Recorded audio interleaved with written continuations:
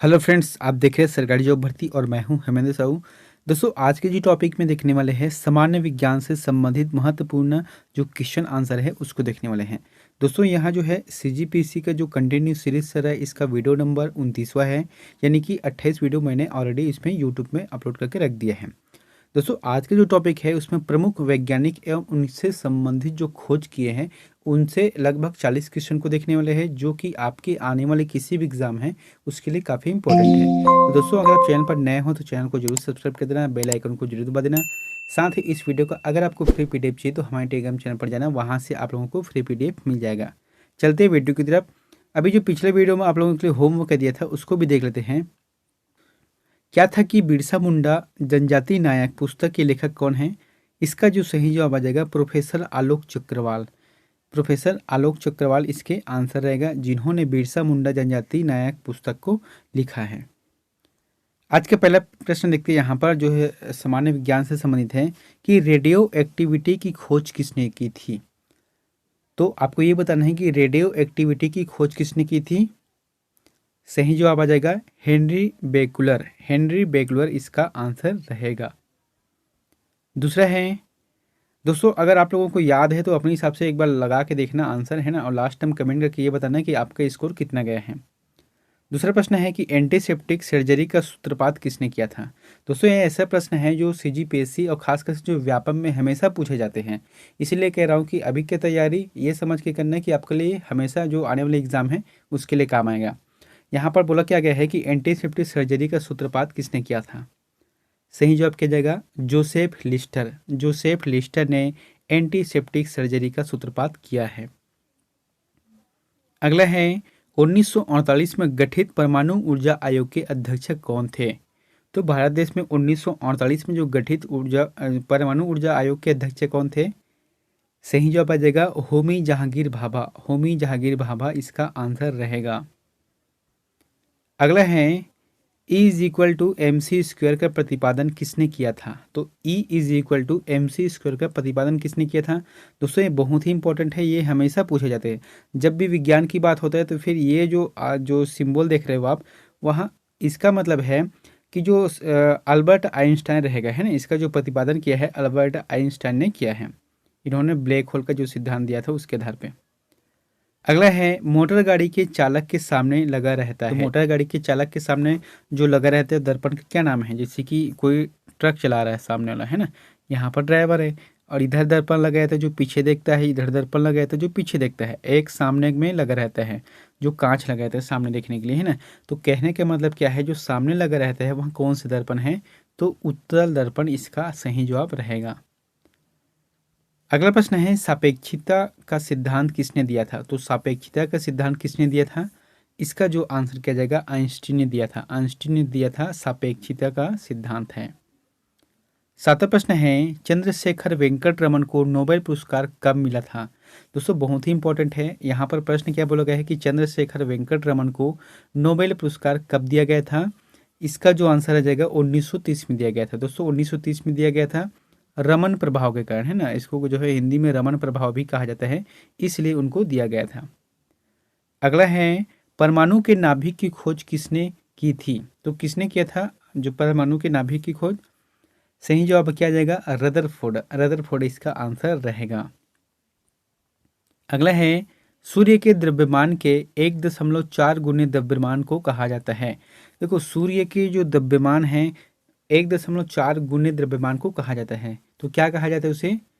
चंद्रशेखर सीमा कहा जाता है। उसे चंद्रशेखर सीमा कहा जाता है। देखो, कहने का मतलब क्या है, जैसे कि ब्रह्मांड में और क्या है, छोटे छोटे बौने सूर्य हैं सफ़ेद कलर में, है ना, छोटे छोटे जो बौने सूर्य हैं, तो इनकी जो आयु है ज्ञात करने के लिए इन्होंने जो है चंद्रशेखर ने जो द्रव्यमान निकाला है उसे कहा जाता है 1.4 के गुने द्रव्यमान में, उसे कहा जाता है चंद्रशेखर सीमा कहा जाता है। कुल मिलाकर यही है कि जो बौने सूर्य है सफ़ेद कलर में, है ना, लाल कलर में नहीं, सफ़ेद कलर में, उसको ज्ञात करने के लिए है।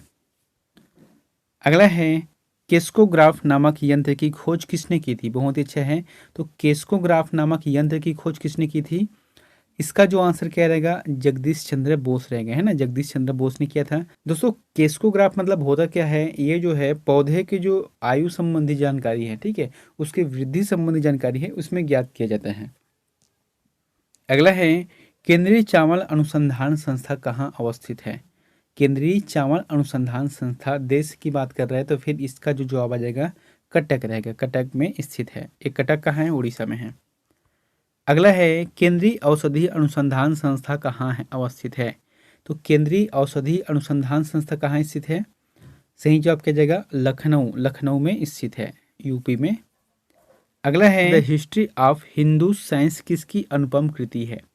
क्या बोला गया है कि the history of Hindu science किसकी अनुपम कृति है, सही जवाब क्या जाएगा मेघनाथ साहा, मेघनाथ साहा इसका आंसर रहेगा।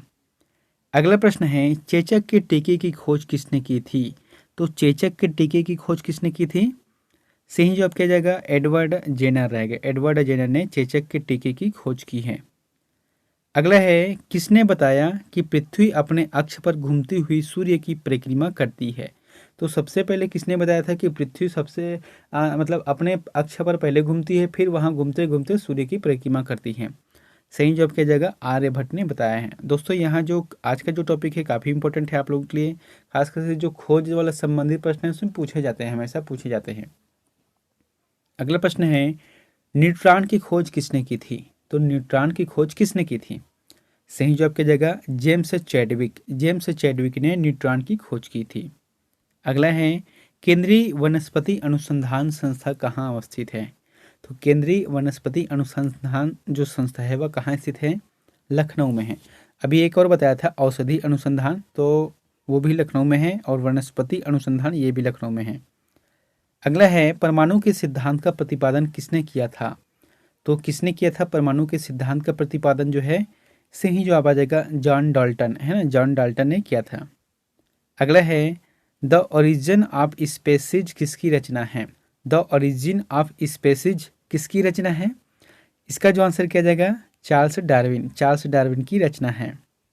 अगला है, हाइड्रोजन को तत्व के रूप में खोज किसने की। तो हाइड्रोजन को जो तत्व के रूप में खोज किसने की है, इसका जो आंसर किया जाएगा हेनरी कैंडविज, हेनरी कैंडविज ने हाइड्रोजन को तत्व के रूप में खोज की है। अगला प्रश्न है, रक्त परिवहन की खोज किसने की थी। बहुत ही इंपॉर्टेंट है और ये ज़्यादातर प्रश्न में पूछे भी जाते हैं। क्या बोला गया है कि रक्त परिवहन की खोज किसने की थी, सही जवाब किया जाएगा लैंड स्टेनर, लैंड स्टेनर ने खोज की थी। अगला प्रश्न है, एक्सरे की खोज किसने की थी।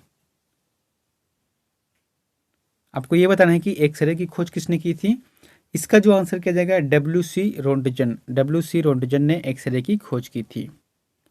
अगला प्रश्न है, गति के जड़त्व नियम को किसने प्रतिपादित किया था।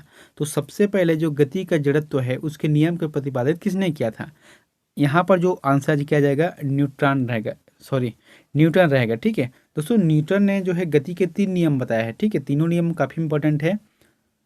अगला प्रश्न है, भारत का बर्ड्समैन किन्हें कहा जाता है। तो भारत का बर्ड्समैन किन्हें कहा जाता है, यानी कि पक्षियों का व्यक्ति, इसे कहा जाता है डॉक्टर सलीम अली को, सलीम अली को कहा जाता है। अगला है, अनुवांशिकी कोड की खोज किसने की।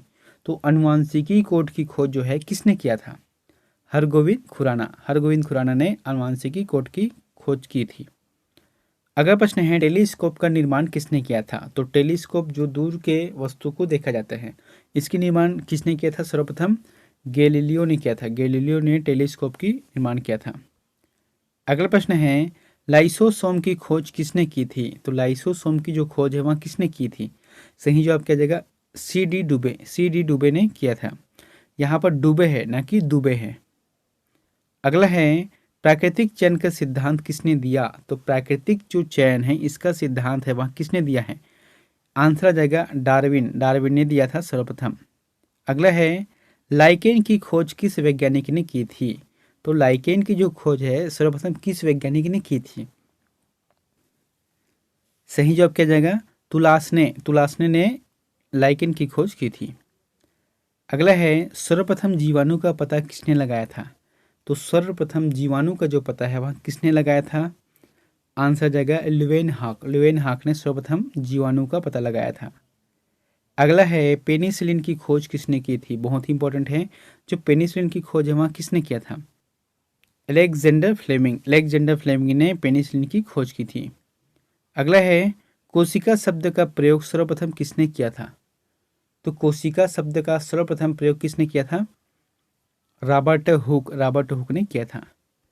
अगला है इंसुलिन की खोज किसने की थी, तो इंसुलिन की खोज जो है किसने किया था, सही जवाब की जगह बैंटिंग एवं बेस्ट है ना, बैंटिंग एवं बेस्ट ने इंसुलिन की खोज की थी। अगला है विदेशी भूमि से छोड़ा गया भारत का पहला वैज्ञानिक उपग्रह है, तो ये जो है रूस की धरती से छोड़ा गया था।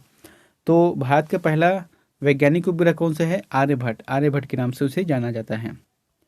अगला है 18 कैरेट में कितना प्रतिशत शुद्ध सोना पाया जाता है, तो 18 कैरेट जैसे कि सोना है उसमें कितना प्रतिशत शुद्ध सोना पाया जाता है, इसका जो जवाब आ जाएगा 75 रहेगा, 75 के हिसाब से रहता है। दोस्तों जैसे कि शुद्ध कैरेट का सोना है कितना रहता है, 24 का रहता है, ठीक है, 24 कैरेट का रहता है। अब यहाँ पर क्या बोला गया 18, तो फिर 1/3 कम हो गया, तो 75% इसका आंसर रहेगा।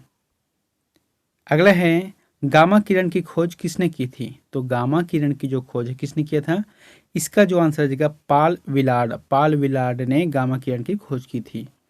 अगला है रेबिज के टीके की खोज किसने की थी, तो रेबिज के टीकों की खोज जो है किसने किया था, लुईस पास्चर। लुईस पास्चर ने किया था। लुईस पास्चर, रेबिज जो कुत्ते काटने से होता है रोग, उससे बचने के लिए रेबिज का टीका लगाया जाता है।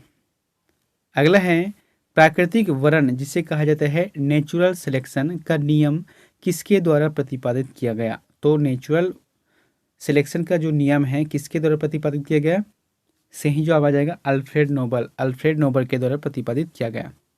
अगला है ऑक्सीजन की खोज किसने की थी, तो ऑक्सीजन की खोज किसने की थी, सही जवाब है सीले और प्रिस्टले। दोस्तों ये इंपॉर्टेंट प्रश्न है ऑक्सीजन वाले, सीले और प्रिस्टले ने की थी।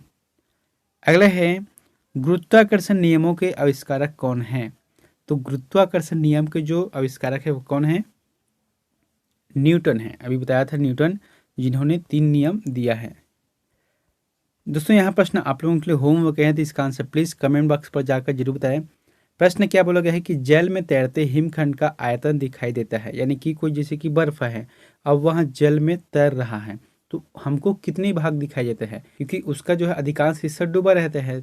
अब हमको ये बताना है कि उसके जो भाग दिखाई देता है वहाँ कितना % रहता है, यानी कि 1/9वां भाग दिखाई देता है, कि 2/8वां भाग है, या 5/5वां भाग है, या 3/7वां भाग है। आपको ये बताना है कि इसमें से सही आंसर कौन सा है। और दोस्तों वीडियो अच्छा लगा तो वीडियो को लाइक कर देना, चैनल पर नए हो तो चैनल को सब्सक्राइब करके बेल आइकन को जरूर दबा देना।